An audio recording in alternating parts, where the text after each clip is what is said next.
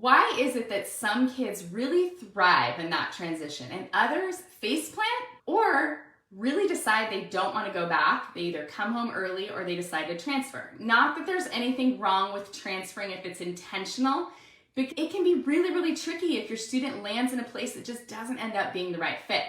So when I think about this, I thought about how important that first year experience is. If you're a parent of a high schooler, because that's who I asked to be here today, I don't want you to think, well, why is she just talking about the first year college experience? I'm gonna tell you why. Because that first year college experience is everything. If your teen does not transition well and they don't end up having a good first year experience, guess what's probably gonna happen? They're not gonna like the school and they're not gonna wanna go back. Or they're just gonna be at a place that they don't really feel this great sense of belonging. What a horrible way for you to spend your money. You want to be investing in a place that is really helping your kid to flourish. And so when I thought about it, I was like, what is the missing piece? And why do I know there's some missing pieces? Because my daughter's doing really well. Things are not perfect, and that's not at all what I'm saying. But she is what I would call absolutely thriving. I'm hearing stories of, and I'm seeing in parent groups from the university and all of that, parents that are asking questions and they're baffled about things or upset about things where I'm like, why did they not know that going in? They're upset about it, and I keep thinking, you know what, we gotta rethink this college fit thing. So that's why I came up with the topic. Now, in true Lisa form, the topic is way too big. And so when I started to brainstorm this thing, you guys, I have 9 pages. We ain't gonna go over 9 pages today.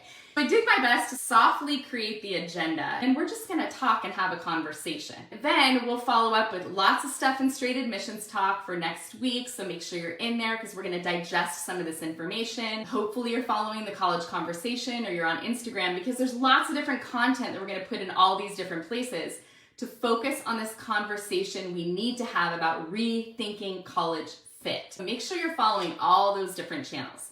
So, the first year experience is really, really important.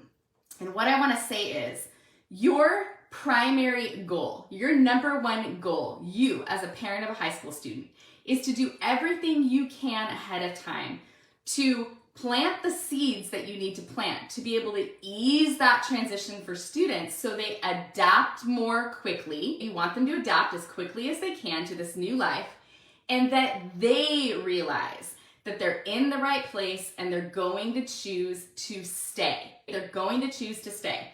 So here is the thing that I'm going to start with. What I've noticed about this whole thing for people is I believe that there is a missing piece in the fit conversation, and it's a big missing piece. Here's what I want you to hear, and I'm going to say it a couple times. The best matches to be made, the best college, and I'm going to say matches, because I don't believe in this whole, there's one perfect college for you. Stop that. Cut it out. There's many, many, many different wonderful matches for your student. But the best matches to be made are when 2 things happen. Number 1, by the time your student needs to make their final decision, they are honest with themselves. Meaning they've got a whole boat of self-awareness. They know themselves enough that they can be honest with themselves. Now, you might have been telling them things all along for them to listen to, all along. But they have to, by that point, be really, really honest with themselves. That's the whole first part. The second part is that they need to have a very deep understanding of how colleges work. What goes on, man, behind those doors, in the classrooms, in the dorms, on campus, off campus, what is going on college campuses. They need to have a deep understanding of that. The best matches to be made have a combination of those 2 things. If you have a student that just knows a bunch about college and isn't super self-aware when they launch, we got a problem. If you have a student that's super self-aware but doesn't quite understand all the resources that are available at a college, you've got a problem. So my number one thing that I have to tell you is you have to focus on those 2 things, and you cannot start in the junior year. Now, if you just had a heart attack because you're a parent of a high school junior, take a deep breath. It does not mean that you cannot do these things, but there is great value in starting as early as you can in the process. I have a fabulous quiz, and what we did is we have an awesome masterclass called Setting the Stage to Build the Perfect College List. We do it once a year. It's going to happen in January. What my team did is we created a quiz from that thing. It's a 2-minute quiz you can take to figure out exactly what stage you are in right now. Stage 1, 2, 3, or 4. These are the stages that I come up with. And it will help you to know exactly where you are and what to do next. And you can retake the quiz a bunch of different times to see if you get different results, and you can see all of the different stages and learn all of these action steps. Here's why this is important.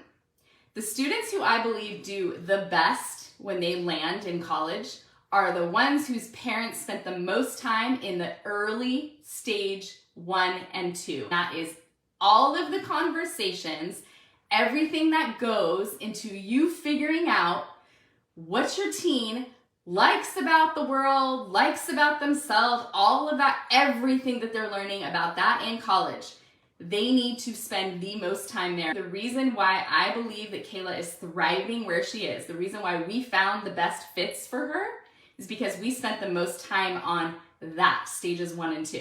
So I urge you to take the quiz so you can figure out what stage you're in, and then come back to this video, drop the stage in, and tell us what you're gonna do next. Take action on this.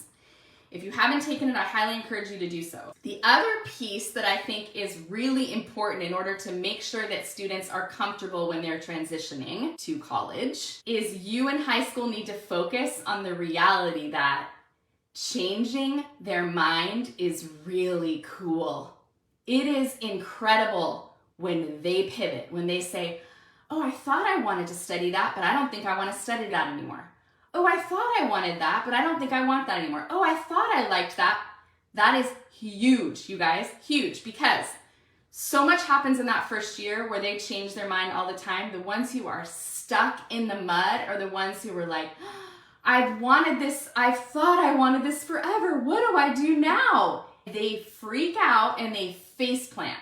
Someone actually asked us in our Facebook group, they said that things happened in the summer after high school, or things happened in their senior year, so their list was changing and we didn't know what to do, so they just applied based on these other things. They ended up not picking the right place because the family was not willing to make the changes that needed to be made to get them at the right place. Changing their mind is super, super important in the process. It is key, you guys. It is huge. That is this new thing in the process that I'm going to talk about a lot. Let's see, Kayla's only been there for 3 months now. She's already changed her mind on more than a handful of things, and I love it because she's cool with it. She's not freaking out, and she knows what resources to go to on that campus to help her with these changes that are happening internally with her. That is another piece that I believe is really important, and it's a new part of this. It's also why you want to start earlier in the process, because the more the students themselves see that change is okay and changing their mind is okay, that's how they build that self-awareness about themselves. Oh, I'm growing, I'm maturing, I'm learning. I asked my 2 closest friends a simple question, and they have first-year college students. I said to them this, I said, since name of student has been at school, what are you realizing about fit or the process or whatever you went through? Now, keeping in mind they both did my admissions formula course at different times. One did it 3 years ago, one did it last year. But this is what they said. They said that the best part for them was knowing that they landed at a place that fit all of their priorities, and at the very end of the process, at the very, very end, when they were either going through that application process or making that final decision, there was an aha moment that clicked in the student that completely changed their mind about where they wanted to go from where they got in. And one of them in particular said, I knew that thing that my daughter realized late in her senior year. I knew that she needed that. I knew that she needed that all the way along. But it took her realizing, redoing the hunt for the perfect college, realizing, digging back in, us talking about it. Are you sure you want this?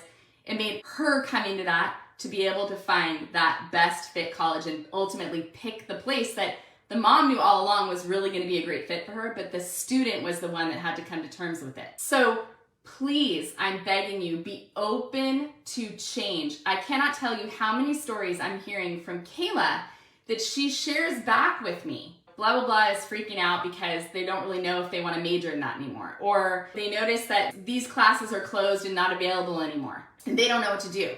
She doesn't say that to me. She didn't have that conversation because that's been part of our entire process. And you focus on the process, not the end game of the names of the colleges. You focus on helping them to build awareness. So getting to the nitty-gritty right now of what to ask along the way. This is important. So come back and listen to this, take notes, pull out a journal. I would go back and think about this because it's really important. At the beginning of my Hunt for the Perfect College activity, there's a little journaling activity for both the student and the parent. It's super, super powerful to get you guys on the same page. So here is what I would suggest that you are asking yourself multiple times throughout the journey as early as 8th grade, even earlier. My 6th grader, we're already talking about college stuff because it's just this fluid conversation because her sister's there. So she's asking a bunch of natural questions that are bubbling up. I never, ever want my children to fear college admission. I never want them to feel like there's not going to be a place for them or that it's this big, scary, overwhelming thing. I want them to be comfortable with it. So the earlier you have these conversations, the better. Here's the question, you guys, that I want you to think about. I want you to think about your student right now. I want you to picture your favorite teenager in your mind. And I want you to think about, in what environment do they really thrive? In what environments do they thrive? Don't just think about the academics. Think about the social, think about the emotional, and then the opposite of that, in what environments do they face plant? I want you to be really honest about that. Now, you shouldn't be sharing this list with your student because again, part of self-awareness is having these things in your back pocket that you're thinking about your student, and the goal is to try to eventually get them to admit these things themselves over time. The other pieces are, what lights them up? What gets them really excited? Or what really lights a fire in something that they're super excited about or curious about? What makes them excited to live and to learn? Your job as a parent, and if you have a partner, is for you to be talking about all of these things, to study it and to watch it over time. And hopefully you will then shine a light on those things in some way, shape, or form by having really good conversations with your student over time so they start to see it for themselves. Come on, if a student is someone that they come home and they're so tired of that one teacher that ignores them and pushes them aside, doesn't answer their questions, they hate the lecture, talk to them about that. Because at college that's like that, where it's just a lecture and they never engage the professor, it's probably not going to be a good environment for them. They don't all of a sudden get super mature and amazing the moment they step in college. The things that make them feel good in high school are usually going to be similar to what's going to make them feel good and healthy and proud of themselves in college. You want them to have some of that comfort zone. The other part is true. The stuff that really makes them flustered and faceplant, you don't want to recreate that in their college experience. So you're not asking one question. It was kind of a little trick thing that I put in the agenda when I popped the agenda in the email and the straight admissions talk saying, what's one question that you ask over and over again? It's the question you're asking yourself about your student. What do they love? What do they not love? What makes them thrive? What makes them fail? Thinking about that over and over and over again. The second piece of that is going to be, what do students need to consistently ask themselves? I sat there over the last week or so and I was talking to my wonderful human person partner, Josh, about this. And I was like, what is one thing that we kept asking Kayla? He said, well, we didn't really ask her something over and over again. It was more just this ongoing conversation where she would mention something that really lit her up. And we would say, oh, that's so cool. I wonder if there are any colleges that have that. Or does the college that you're looking at have something like that? Let's go look. And it was helping to lead her to go down these different rabbit holes. It wasn't this forced conversation of, now these are your 5 factors and we're gonna go do research. It was more of this fluid conversation that it came up when she was enjoying all of those things. Erin just said, maybe it's a freshman thing, but it feels like my daughter's response is that she just wants to wait and see where her friends are going. Or wait and see. I wanna wait and see. If you get one thing from this Facebook Live, Erin, and anyone else who feels the same way, my daughter said the same thing. It didn't mean I stopped talking about it. It didn't mean that I started having conversations, exposing her to colleges. Because guess what that 14-year-old will eventually realize when they're 18? Do I really want to go where all my friends are going? Am I exactly the same as all of my friends? Do we have the exact same interests? And that's what's so interesting if you do the hunt for the perfect college. And I did it with Kayla, and then I did it with her and all of her friends, her best friends. All the friends at the table had different priorities by the end, and they were best friends because they all want different things. So do the hunt. What does your student need to ask themselves? I really believe that it's important to take the pressure off finding the major. They don't necessarily need to have their major going in, and being undecided and undeclared, there's actually research that shows that the more curious a student is going in, the more likely they are to actually graduate in 4 years because they really take advantage of those GEs, they get those out of the way, figure out what they really want before they go into a major. There's definitely exceptions to that, and I have a whole Facebook Live that's related to being undeclared, and I have a mini course as well about being undecided. But the focus should be for the student on this. These are the questions that you want to be thinking about, and once they get to that sort of mature level, asking them these questions. What makes you feel good? What do you like about school? Oh, I don't like anything. There's something that they like. What do you enjoy about that one class or that one teacher? What makes you feel good in and out of the classroom? What things in my life do I want to maintain and keep that I have right now? And what new things do I want to explore, learn, think about that I haven't been able to do because I've been so busy in high school? That's really important too.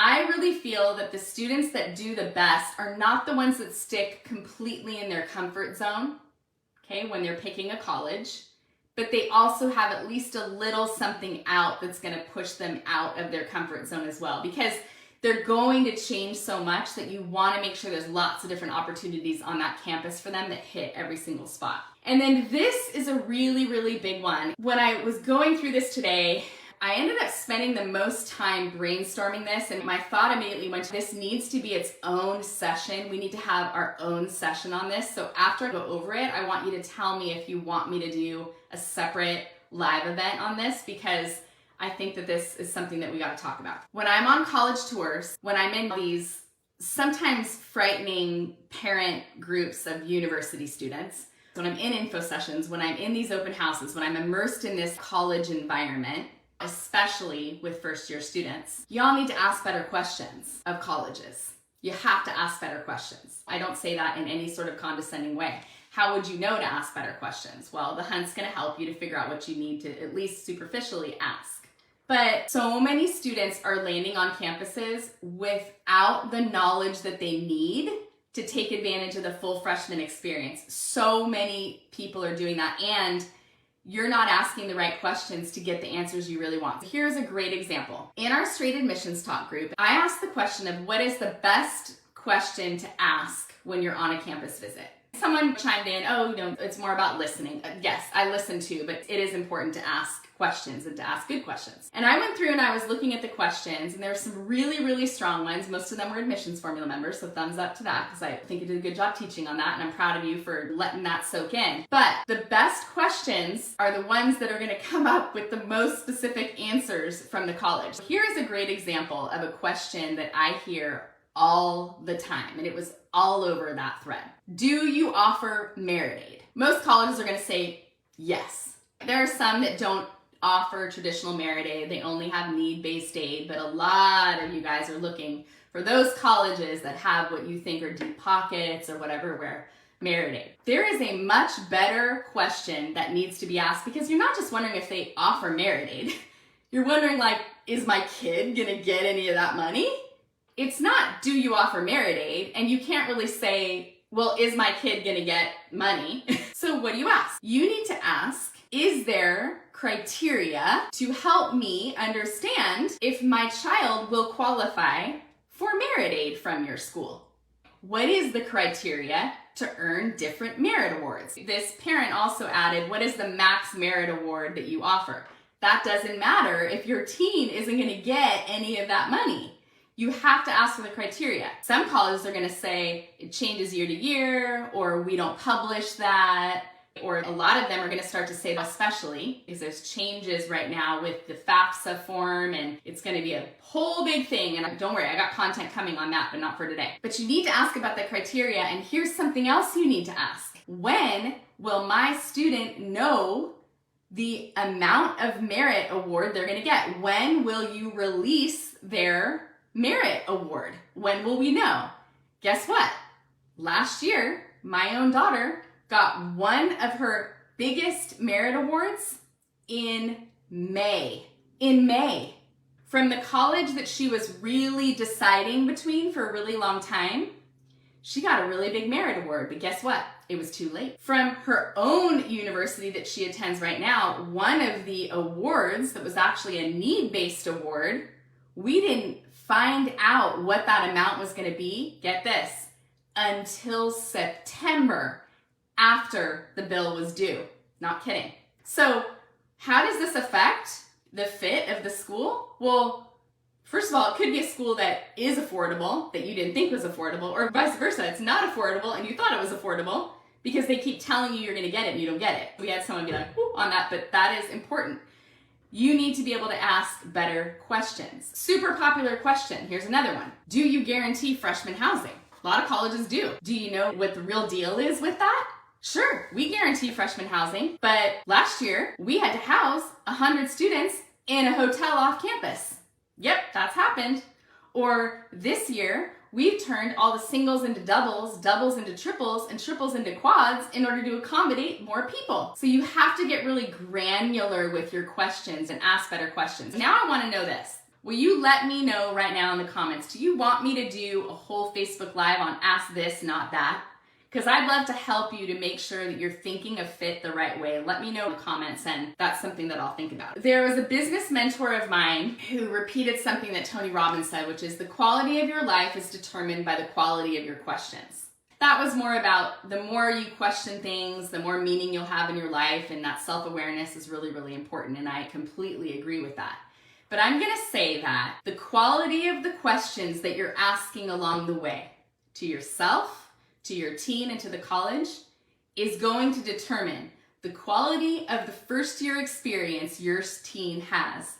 The quality of that first year experience is going to determine whether or not your teen likes the school and wants to go back to it. It's going to make a huge difference in your investment. So you need to rethink how you're thinking about fit and focus on all of these different things that I've talked about. Go back and listen to it all.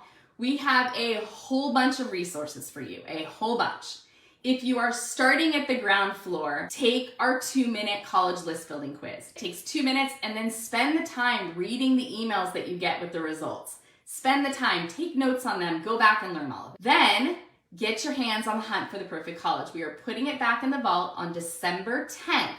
That doesn't mean that you have to use it by then, but you have to get it in your possession by that day for you to be able to use it. And it's a 90-minute activity. It's guided. There's a video that you get for a year. You get to get your hands on it. And you will also get access to 75 plus College Factor sorting cards that you are going to use multiple times throughout the journey. Why are you going to use it multiple times throughout the journey?